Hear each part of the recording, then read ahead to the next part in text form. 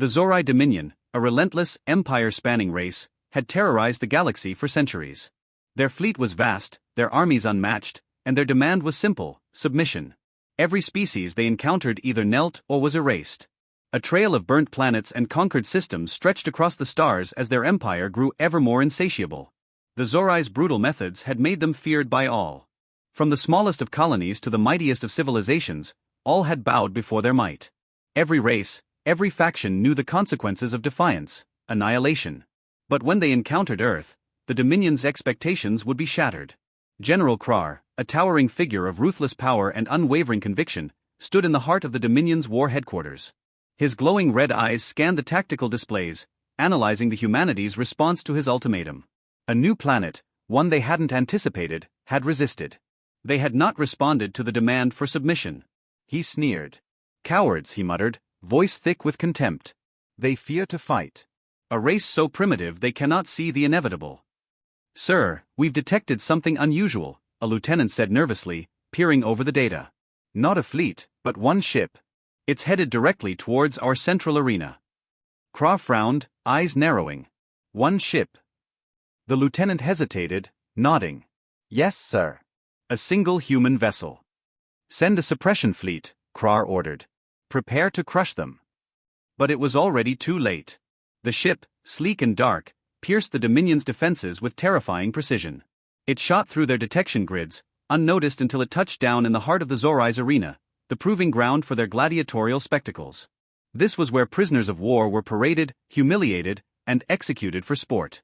Thousands of Zorai soldiers and citizens had gathered, anticipating yet another display of their superiority. But they would not witness an execution today. The ship's hatch opened. Stepping out was a single figure, a human alone, but carrying the weight of 100 armies in her posture. Sergeant Rhea Cade, clad in black armor, her face hardened by countless battles, stood undeterred. She was a weapon forged in the crucible of warfare, and now she stood before the Zorai Dominion, ready to face their might. A collective laugh erupted from the Zorai, echoing through the arena. General Krar, sitting high in his command chair, sneered down at her. "Is this it?" he taunted. "This is all that's left of humanity? Where is your fleet? Your leaders? Where are your reinforcements?" Rhea looked up at him, her gaze cold, unwavering. "I'm all they sent," she replied quietly. The words were simple, but they struck like a thunderclap. The laughter died instantly. The gates of the arena creaked open, and from them poured 20 of the Dominion's elite gladiators, warriors bred for battle, genetically enhanced to be faster, stronger, and larger than any human. Each one outweighed Rhea by 4 times, each one armed to the teeth. And yet, Rhea moved with the precision and grace of a predator stalking its prey. The first warrior lunged, his blade descending with deadly speed. Rhea ducked, rolled, and as she came back to her feet, she planted a shock mine at his back. The explosion was deafening, sending his body sprawling. The second warrior charged, but Rhea didn't flinch. She fired twice, 2 shots, 2 knees shattered. His screams of pain were cut short as she took down the next in under a second. The crowd went silent.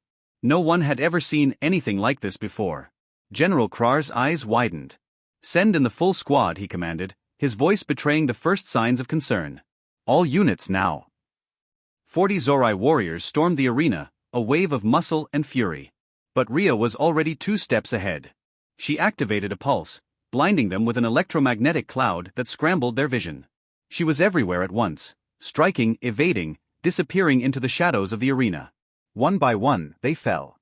Nerve strikes, EMP knives, and gravity traps. Rhea's combat was not just a display of skill, it was a masterpiece of brutal efficiency. Every movement was calculated, each strike executed with surgical precision. She was a ghost among giants, and death followed in her wake. Krar, now standing, his face twisted with rage and disbelief, roared through his comms. "How is this possible? You're just one human." Rhea, blood dripping from her armor, wiped the blade clean as she looked up at him. "I'm not just one," she said, her voice cold. "I'm Special Operations. Tier 9. Solo Combat Clearance. I'm what we send when we don't want survivors."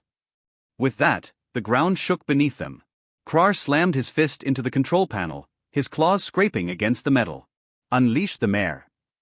The arena trembled as the mare, a massive bioengineered beast, emerged from the depths of the arena's vaults. It stood over 15 feet tall, its body a terrifying fusion of armor and biological weaponry. The Zorai warriors stepped back, their eyes wide with fear. This was the Zorai's trump card. But Rhea simply exhaled slowly. Finally, she muttered under her breath, preparing herself for the fight of her life. The mare roared, charging at her with unstoppable force. Rhea sprinted toward it, evading its wild swipes. The clash was thunderous, the beast's massive claws raking through the air. But Rhea was too quick, too nimble. She ducked under its swipe, planted a cryo-grenade in its armpit, and detonated it.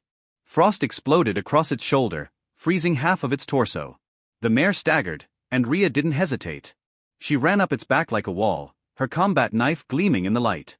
With a swift motion, she drove it into the mare's neck and whispered, "Tell your general. I'm coming." The mare collapsed to the ground with a thundering crash, and the arena fell silent. For a moment, there was nothing but stunned silence. Then, the Zorai warriors began to retreat in fear, their once invincible army reduced to nothing. Krar's hands trembled as he turned toward his console, his mind racing with the realization of just how outmatched he was. Before he could issue another order, his console blinked red. An alert flashed across the screen, intrusion detected on all military channels. A hologram flickered to life before him. It was Rhea. "General," she said, her voice calm yet deadly, "that was your warning shot. Earth isn't some helpless colony. We are predators. You kicked the nest. Now the hive is waking up." Above Zorai space, hundreds of stealth ships uncloaked from the shadows of the stars. Human drop ships descended, not to destroy, but to disable. Precision strikes on military outposts. No cities, no civilians harmed, just military installations. The message was clear: humanity wasn't to be trifled with. On Earth, the world watched as Rhea stood atop the fallen mare, the flag of Earth raised behind her. The Zorai forces, kneeling in defeat. With her calm raised to the galaxy watching, she spoke, "Humanity doesn't start wars. But we end them." 1 week later, the Zorai Dominion surrendered unconditionally. General Krar was captured, forced to read a statement of apology to Earth on a live broadcast across 300 systems. The Zorai Dominion, once the most feared empire in the galaxy, was no more. And Rhea Cade? She disappeared into the shadows, like every human apex warrior trained for Black Tier operations. She had never been meant to be a hero. She was a message, a warning to anyone who would dare challenge humanity. Her message echoed across the stars: "You called us cowards. You thought we were prey.